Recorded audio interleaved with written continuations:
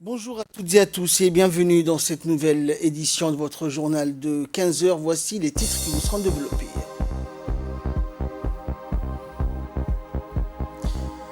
Le secrétariat d'État à la jeunesse et au sport poursuit donc la distribution des masques de protection à la population et les sensibilise sur les gestes barrières.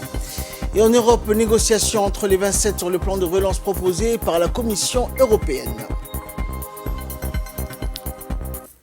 Voilà pour les titres. Nous débutons cette édition par cette déclaration faite par notre ambassadeur, représentant permanent de Djibouti aux Nations Unies, Mohamed Siad Doualé, ambassadeur de Djibouti aux États-Unis, à l'occasion du débat des élections du groupe africain du Conseil de sécurité des Nations Unies. C'était le 27 mai dernier.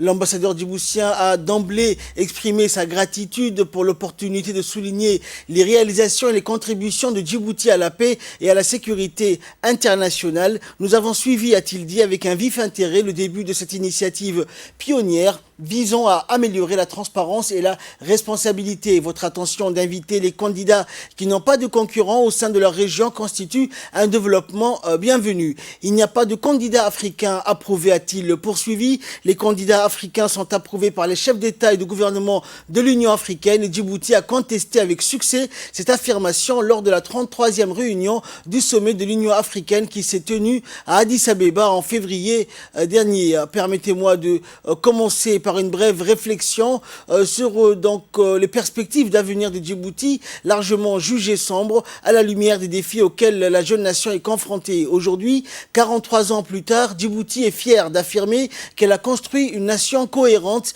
résiliente et capable, une nation qui s'est positionnée comme un partenaire fiable pour la paix et une force pour le bien dans la région et sur la scène internationale. C'est un pays qui a identifié plusieurs priorités de développement visant à devenir un hub régional commercial de services et logistiques majeurs ainsi qu'un hub numérique. Les perspectives économiques à moyen terme sont restées positives et le PIB devrait atteindre 7,5% en 2020 avant d'accélérer à 8% en 2021-2023. Djibouti est également cité comme l'un des pays les plus performants en termes de tests et de traçage des contacts. Ce virus a coûté la vie à tellement de personnes à New York et dans le monde. Je voudrais rendre hommage, a-t-il indiqué, à leur mémoire, qu'ils reposent en paix. Et Djibouti a siégé pour la dernière fois au Conseil il y a plus de 2 décennies, entre 1993 et 1994, un moment très crucial pour la paix et la sécurité mondiale. Djibouti a convoqué la première conférence nationale somalienne en 1991 pour aider à former un gouvernement, mais le résultat a été torpillé par des acteurs contre la paix, sapant ainsi pendant des décennies les chances de rétablir la paix et la sécurité. Djibouti est heureux également d'accueillir la réunion ministérielle de suivi de l'initiative Banque mondiale et Banque africaine de développement en janvier 2020 afin d'approfondir la conversation sur la manière de réaliser l'ensemble des projets et programmes prioritaires que les pays ont identifiés avant le forum sur le financement qui se tiendra l'année prochaine. Djibouti continuera de soutenir les discussions au Conseil de sécurité pour relever les défis contemporains tels que le changement climatique, la famine, les maladies pandémiques, le crime organisé transnational, la cybersécurité, etc. Il est essentiel que le Conseil de sécurité continue d'assumer sa responsabilité principale, en particulier de résoudre les crises dans des situations spécifiques à un pays et d'améliorer les opérations de maintien de la paix ainsi que d'élaborer de nouvelles stratégies pour la génération de force afin de relever les défis prévisibles du maintien de la paix au XXIe siècle. Djibouti, enfin, demande humblement le soutien des pays à la candidature d'une nation pacifique disposée à coopérer avec les pays du monde entier dans des efforts mondiaux pour revitaliser le multilatéralisme. Nous restons intimidés et humbles devant les exigences d'une telle tâche, mais ces avantages dépassent largement les efforts nécessaires. Djibouti est un partenaire fiable. Djibouti est une force pour le bien, a indiqué l'ambassadeur Mohamed Siad Doualé, représentant permanent de Djibouti auprès des Nations Unies à l'occasion du débat des élections du groupe africain du Conseil de sécurité des Nations Unies qui s'est tenu le 27 mai dernier. Dans l'actualité également, la sensibilisation se poursuit. Le port d'un couvre-visage non médical est fortement recommandé par les autorités de la santé publique dans le transport en commun où on s'attend à une hausse de la fréquentation du réseau à la faveur d'un déconfinement progressif. En tous les cas, la distribution des masques se fait depuis une semaine de main à main par des jeunes leaders des quartiers équipés de gel hydroalcoolique, de masques et de gants comme recommandé par les autorités sanitaires. Sous la houlette du secrétariat d'État à la jeunesse et au sport, ces jeunes se sont pointés très tôt à la place Harbi, aux différents arrêts de bus ou terminus pour pouvoir servir la population venant de tout le coin de la ville. Couplée à la distribution des masques, la sensibilisation en faveur du respect strict des mesures barrières édictées par le gouvernement n'a pas été perdue de vue. Et dans chaque site prévu pour la distribution des masques, une sensibilisation est passée par le chef de service afin de rappeler aux usagers le respect des mesures barrières. Et pour finir, le réseau des jeunes leaders promet d'organiser d'autres actions en faveur de la lutte contre la pandémie. Et dans le dossier de cette édition, nous allons parler de respect des gestes barrières de l'administration. Après la reprise des activités de l'administration et des établissements publics le 17 mai dernier, nombreux sont ceux qui s'interrogent sur le respect des gestes barrières, surtout pour les travailleurs en relation avec l'usager. Le respect des gestes barrières dans l'administration publique, c'est un reportage de Abdurrahman Shibashi, Mohamed Chihem et Mohamed Hashim dans le grand format.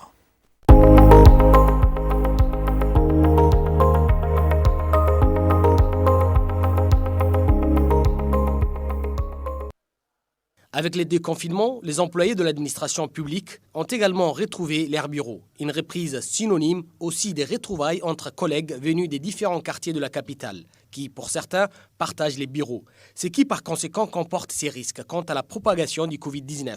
En outre, avec la fin du ramadan, de plus en plus d'usagers se rendent pour régler leurs documents administratifs, un autre facteur de contamination. Pour faire face à ces risques permanents, le Premier ministre Abdelkader Kamel Mohamed a, par circulaire du 20 mai dernier, fixé une stratégie de management pour le personnel afin de réduire ces risques.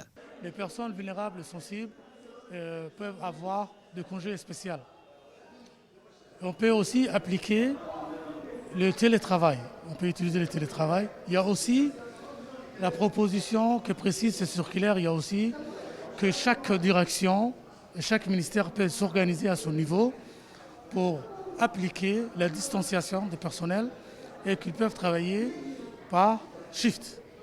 Pour optimiser cette stratégie et conformément au dispositif du 20 mai 2020, le secrétariat exécutif chargé de la réforme de l'administration organisera bientôt une vaste campagne de sensibilisation au niveau de tous les services. Objectif, faire du respect des gestes barrières un comportement à adopter au quotidien et pendant tous les horaires de travail. Le ministère du Travail chargé de la réforme de l'administration a mis en place une commission chargée de la sensibilisation. Cette commission est chargée de suivre les mesures de barrière telles que le lavage de mains, le port de manches, la distanciation, et ces commissions vont sillonner dans l'administration générale ainsi que les entreprises publiques.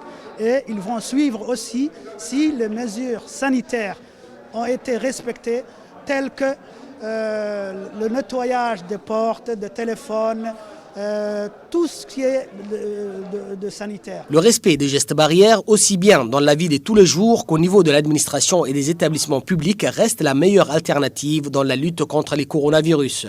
Employés des bureaux, cadres ou même membres du gouvernement doivent adopter ces comportements dont la finalité est de sauver leur vie et celle des personnes contacts. Déjà, le port du masque fait aujourd'hui partie du quotidien des employés mais aussi des usagers. On a instauré un système de roulement du personnel pour éviter que plusieurs personnes se retrouvent dans un même bureau. Et pour recevoir les gens, que ce soit ou que ce soit entre nous ou pas, nous devons porter un masque pour nous protéger et également avoir du gel à côté et puis respecter les gestes barrières. Les masques, tout ce qui est mesures de sécurité ont été mises en place. Et heureusement, tous les employés aussi sont tous préventifs et puis voilà, tout le monde se protège, quoi. L'administration, c'est formidable. Là, ça, c'est une bonne idée de faire tel travail comme ça. Travail en roulement, télétravail, mise en congé des personnes vulnérables ou respect strict pour le personnel en fonction, l'objectif reste le même, lutter efficacement contre les Covid-19 à Djibouti. Et de là, nous passons à ce qui fait la une de l'actualité internationale. Négociations entre les 27 sur le plan de relance proposé par la Commission européenne. Cette dernière met sur la table un fonds de 750 milliards d'euros pour faire face à la crise économique provoquée par le coronavirus. Beaucoup de responsables politiques évoquent un plan historique pour l'Union européenne et pour la première fois, en effet, il est question d'une mutualisation de la dette. L'ancien Premier ministre italien Enrico Letta salue la proposition, mais pour le président de l'Institut Jacques Delors, il est aussi important de mettre correctement en œuvre cette stratégie. Et c'est maintenant une difficile négociation qui commence. Le plan doit être approuvé à l'unanimité par les dirigeants de l'Union européenne. Or, 4 pays surnommés les 4 frugaux, comme l'Autriche, Danemark, Pays-Bas et Suède, sont réservés. Toutefois, ils n'ont pas rejeté la proposition et laissent ainsi de la place aux pourparlers. Les 27 chefs d'État et de gouvernement feront un premier point d'étape dans le courant du mois de juin lors du sommet consacré à la reprise économique. Le Parlement européen devra lui aussi se prononcer, mais il faudra du temps pour la décision politique et sa réalisation concrète. Objectif, voir ce nouvel instrument entrer en vigueur d'ici le mois de janvier. Le coronavirus poursuit sa propagation dans le monde entier avec plus de 5,9 millions de cas confirmés dans 188 pays. Plus de 350 000 personnes ont perdu la vie et plus de 2,5 millions se rétablissent. Cette série de cartes et de graphiques retrace l'évolution de l'épidémie mondiale du virus depuis son apparition en Chine en décembre de l'année dernière. Les États-Unis ont le plus grand nombre de cas, environ un tiers du total mondial, selon les chiffres rassemblés par l'université Johns Hopkins. Avec plus de 100 000 décès, ils ont également le plus grand nombre de morts au monde. Le Royaume-Uni, l'Italie, la France et l'Espagne sont les pays européens les plus touchés. Le 11 mars, l'Organisation mondiale de la santé a déclaré que l'épidémie était une pandémie mondiale. C'est le moment où une maladie infectieuse se transmet facilement d'une personne à l'autre dans de nombreuses régions du monde en même temps. L'OMS a averti que la pandémie est loin d'être terminée et s'est déclarée particulièrement préoccupée par l'augmentation des cas dans les pays à faible et moyen revenu. Le nombre réel de cas serait beaucoup plus élevé que le chiffre annoncé car beaucoup de ceux qui présentent des symptômes plus légers n'ont pas été testés et comptés. Et sport pour clore cette édition, c'est désormais officiel. Le championnat d'Angleterre reprendra ses droits le 17 juin prochain. Les 2 matchs en retard, Aston Villa et Sheffield United et Manchester City, Arsenal, seront les 2 premières affiches avant une journée complète à partir du 19 juin.